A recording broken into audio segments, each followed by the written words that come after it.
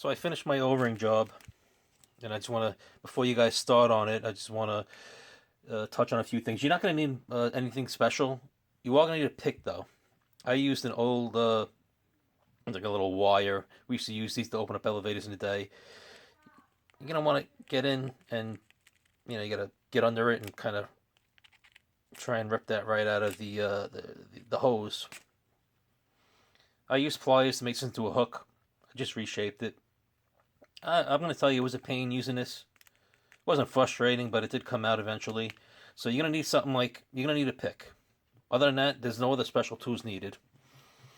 All right, once you get that hose off, you need to get under that O-ring. You can't do it with your fingers. Maybe you guys have a suggestion that can help somebody else. I can't think of anything. Leave them in the comments below. Thank you. Okay, folks, this is the O-rings that I picked up from eBay. Replacement O-rings.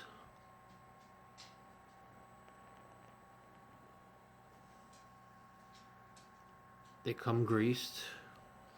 $12.80, and the package looks like this. You get an O-ring. Top left corner is the O-ring for the Y.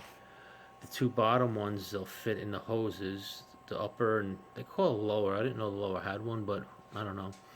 And then it comes with this top one here. If your coolant reservoir hose starts to leak, there's the O-ring for it. For $12, you get these 4 O-rings. Y connection or the T connection, whatever you want to call it. This is what's giving everybody problems. Sometimes it's the upper radiator hose. Now the upper radiator hose actually connects to the top part here. The upper radiator hose has its own O-ring that you can purchase and replace that. Ford does not sell the O-ring that goes into this section here.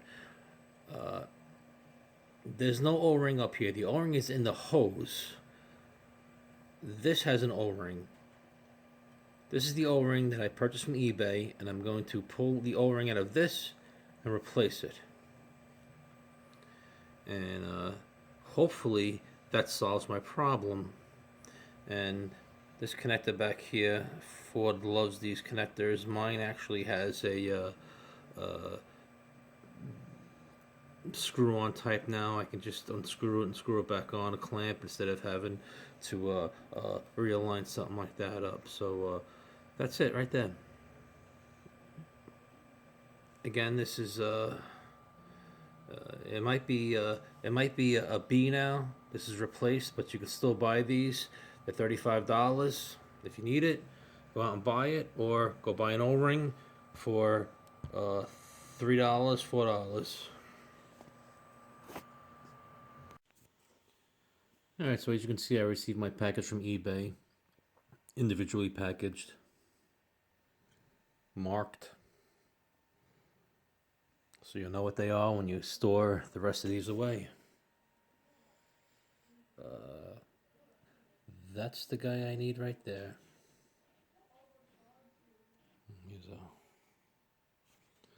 Well, I'm going to take this guy out. I'm going to see how she does. Alright, I'm outside my 2012 F150 5.0. I'm draining the coolant right now into a bucket. It's good coolant. I'm going to use it again. First thing I'm going to do is I'm going to remove this, the air intake from the throttle body, and then I'm going to get in the hoses right underneath it. I don't know if I can show it to you. It's tough. I'll show you once this hose is removed. I'm going to be removing this clip, and I'll be loosening this clip and just pull it apart. Some people you can also remove the entire air box. Might be easier than just doing that, but I'll just leave that intact, so I don't have to mess with the mass airflow there. Alright, so that's the way I just kind of flipped it up. I didn't disconnect any of the tubes that's attached to it here. Just kind of moved it out of the way. This is the piece we're looking at right next to the throttle body. This T. There's a gasket in here. That one is fine. This guy here is the one that was leaking. I don't know if you can see the wetness on my hand when I reach under there. So I'm going to take this clip out. I'm going to unscrew that. I'm going to leave that intact. I think I'm going to take the hose off up here and change that gasket.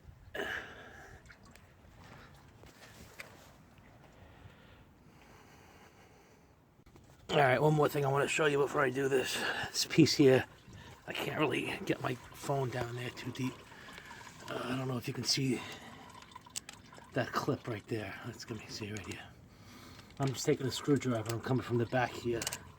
I'm going to pull that out. You know, I just need to put my phone down for a better... Hang on a second. I'll get back to you. Alright, so there you can see the clip is in the out position.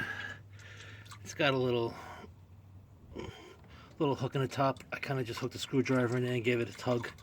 It came out pretty easy. It wasn't tough at all. Just slid right out. Alright, so I ran into a problem here. I can't, even if I take this hose off, I don't think I'm going to clear the throttle body housing. I'm trying to release it from here. So I'm going to have to take this guy off next. Disconnect this clip, take it off.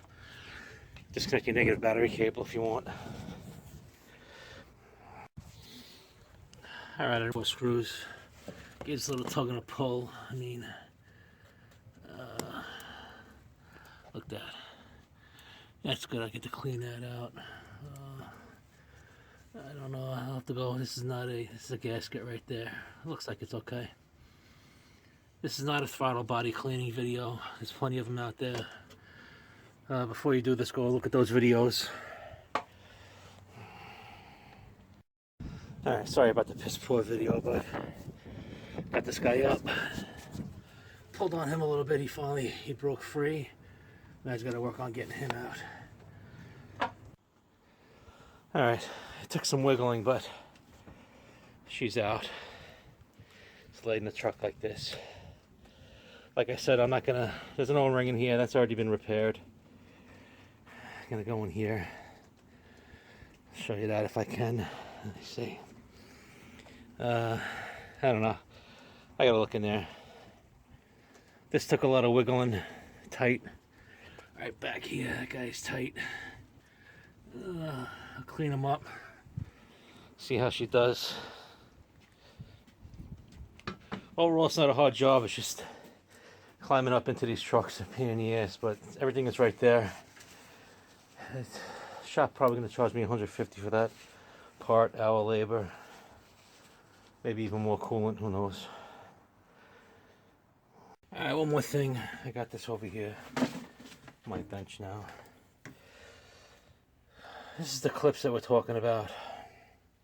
If you aren't familiar with them, you can look inside, you can see they're holding right there.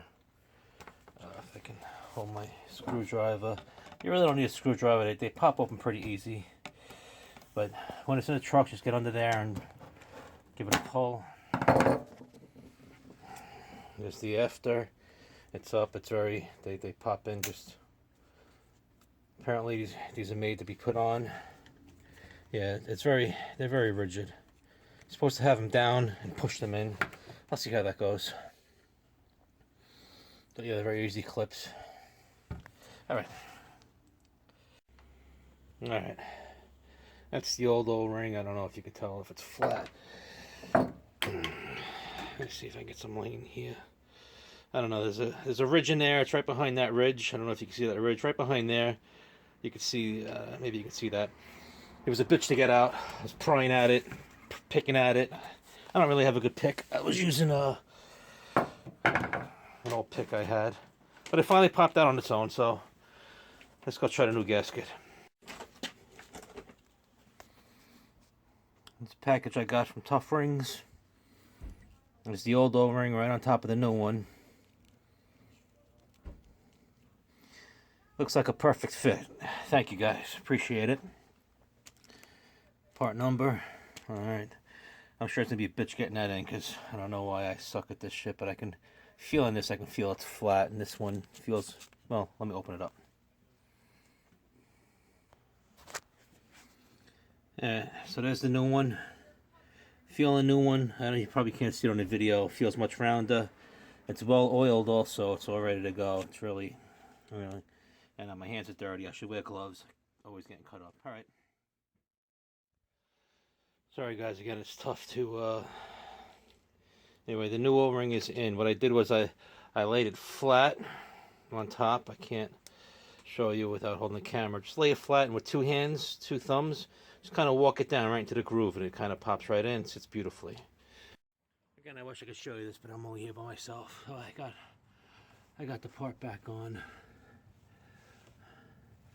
What I did was I put this piece on first, and then it was a pain in the ass to get on, but it went on, and you have to wiggle this around. Where am I? Right here. Get that lined up, and once it's lined up, that's easy. Slid right in. The clip just dropped on its own. But make sure that clip's in nice. Make sure it's nice and tight. It feels like it is now. Tighten that clamp down. Came back over here. Tightened her down. Now it's just getting the throttle body back in. Like I said, big difference. Alright, so sorry about the video here. The throttle body is back on. Again, it's the 4 bolts. Very easy. Please watch a throttle body video.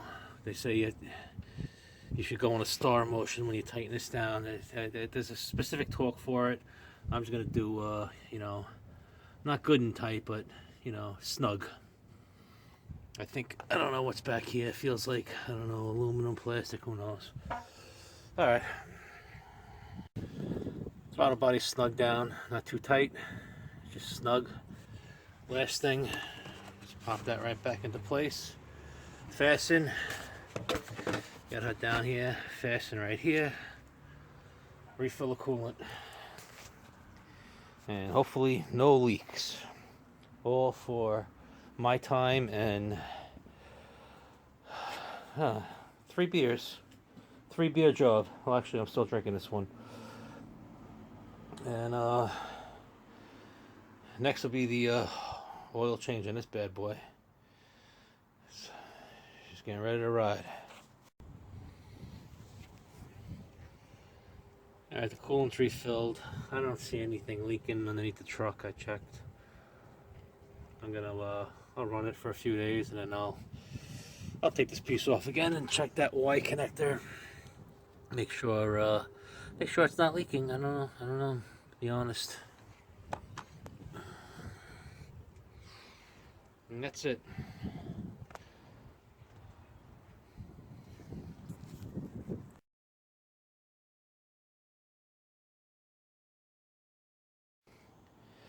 Unless you're 7'5", you're probably gonna need a step stool to complete this job.